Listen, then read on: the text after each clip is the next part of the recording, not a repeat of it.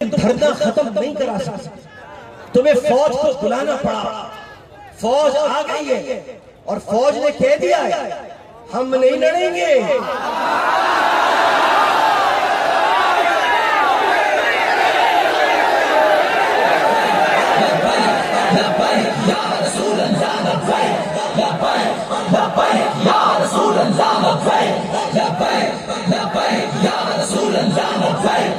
آپ کے ارد گرد رینجر والے بھی کھڑے ہوں ہے نا, ادھر ادھر ہوں گے, وہ بھی آپ سے بریانی لے کے کھا رہے ہیں.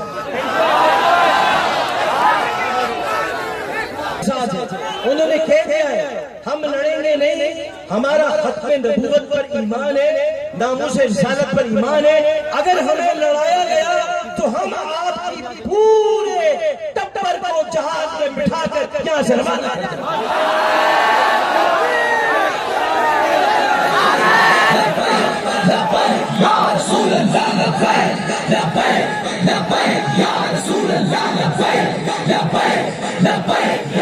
ان کی پوری کوشش تھی کہ کسی طرح سے دھرنے پر پتھراؤ یا اٹیک یا کریک ڈاؤن آرمی کے ذریعے کرایا جائے.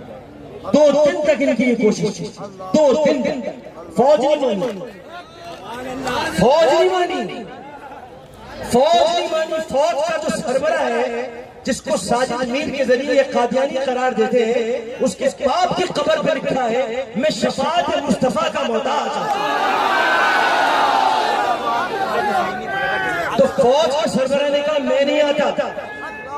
D G I S P R Asif Ghafoor نے کہا ناموس رسالت میری جان ہے.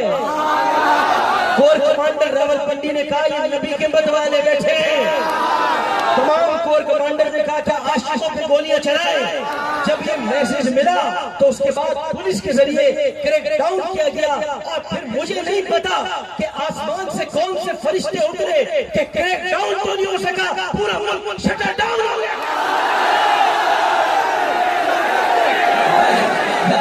یا رسول